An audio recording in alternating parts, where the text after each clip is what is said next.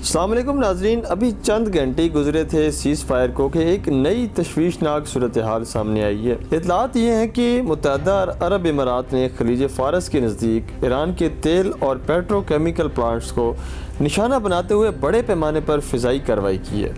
اب یہ امارات نے سری اور لوان کے ایرانی جزائر پر آئل ریفائنریوں پر بمباری کی، جن کے لیے ونگ لانگ 2 ڈرونز اور میراج 2009 EAD لڑاکا ہتھیاروں کا استعمال کیا گیا ہے۔ پہلے بھی یہ ڈرونز ایران میں بمباری کر چکے ہیں۔ اس کا مطلب یہ ہے کہ امریکہ اور ایران کے درمیان سیز فائر کے اعلان کے باوجود اسرائیل یہ جنگ جاری رکھنا چاہتا ہے، اور یہ دیکھیں، یہ جو بھی متحدہ عرب امارات ابھی اگر اس نے بمباری کی ہے تو یہ اسرائیل کی ہلا شہری کے بغیر اور قوموں کے بغیر یہ ممکن نہیں ہے، اور اسرائیل امریکہ کی خفیہ منظوری کے بغیر بمباری جاری نہیں رکھ سکتا۔ مطلب یہ ہوا کہ امریکہ میں ایران جنگ کی بڑھتی ہوئی مخالفت کی وجہ سے صدر ٹرمپ جنگ سے پیچھے ہٹ رہا ہے، لیکن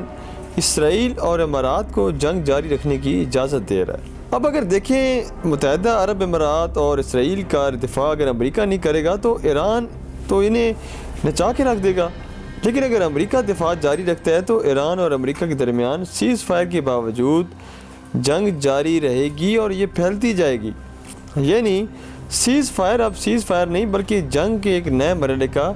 آغاز سمجھا جائے۔ اب یہ آپ دیکھیں، آپ یہ مت سمجھیں کہ جنگ بندی ہو گئی ہے، اب دنیا میں امن ہی امن ہوگا۔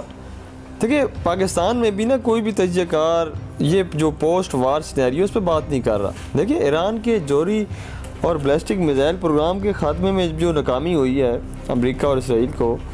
اور اب دیکھیں ایران کے ابنائے ہرمز پر جو ایبسولوٹ کنٹرول کا مطلب یہ ہے کہ ایران اب مشرق وسطیٰ کے جو پورا خطہ ہے نا، یہ جو پورا ریجن ہے، اس کا آپ سمجھیں کہ پورا تن تنا جے شکریہ ہے اس ٹائم پہ۔ اب پوسٹ وار سینیریو میں جو خطے میں ابھرتے ہوئے ایران کے کردار کو کم از کم اسرائیل، عرب امارات اور سعودیہ کسی طور پر یہ ہضم نہیں کریں گے۔ دوسری طرف چین اور روس کو بھی امریکہ کی طاقت اور کمزوریوں کا بخوبی جو ہے نا وہ ادراک ہو چکا ہے، اور اس کا مطلب یوکرین اور تائیوان کا ٹھنڈنا بھی اب جلد نکلنے والا ہے۔ یورپ کی طرف اگر جائیں تو اس جنگ میں یورپ کے کردار کو امریکہ کسی صورت نظر انداز نہیں کرے گا، اور مبینہ طور پر امریکہ جو ہے وہ نیٹو سے نکلنے کا اعلان بھی کر سکتا ہے، کیونکہ آج بھی JD وینس نے بھی کہا ہے کہ جی ہم نے ہمیشہ نیٹو کا ساتھ دیا، نیٹو نے ہمیں بڑی مایوسی ہوئی ہے کہ نیٹو نے ہمیں اس جنگ میں تن تنا چھوڑ دیا ہے، تو ہو سکتا ہے کہ کچھ عرصہ تک امریکہ اس جنگ سے باہر نکلے، ہو سکتا ہے کہ امریکہ کچھ عرصے تک نیٹو سے نکلنے کا اعلان کر دے باضابطہ طور پر۔ اب جو دوسری طرف یورپ ہے نا، اس کو بھی اس چیز کا علم ہو گیا ہے کہ امریکہ جو ہے وہ بطور سپر پاور اپنی طاقت کے بل بوتے پر تن تنا عالمی نظام کے تسلسل کو یقینی نہیں بنا سکتا۔ اب دیکھیں، چیزیں اب بھی بہت جلدی سے تبدیل ہوں گی۔ اب جو مڈل ایسٹ ہے نا، اس میں جو بھی سیاسی تبدیلیاں یہ عنقریب پوری دنیا کو لپیٹ میں لینے والی ہیں، بہت کچھ چینج ہوگا۔ جو عرب ممالک ہیں نا، وہ اب عنقریب جو ہے وہ امریکہ کے اثر سے نکلنے کی کوشش کریں گے، کیونکہ وہ اب دیکھیں کس چیز کے پیسے دیں گے، کس چیز کے ڈالرز دیں گے امریکہ کو،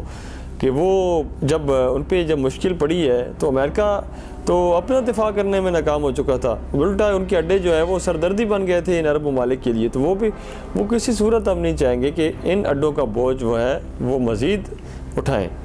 اور اپنی عوام کو اور اپنے جو معیشتوں کو اور وہ اپنی جو بادشاہتوں کو جو ہے وہ مزید خطرے میں ڈالیں، کیونکہ دیکھیں یہ بڑا مشکل ہو گیا اب اپنی بادشاہتوں کو۔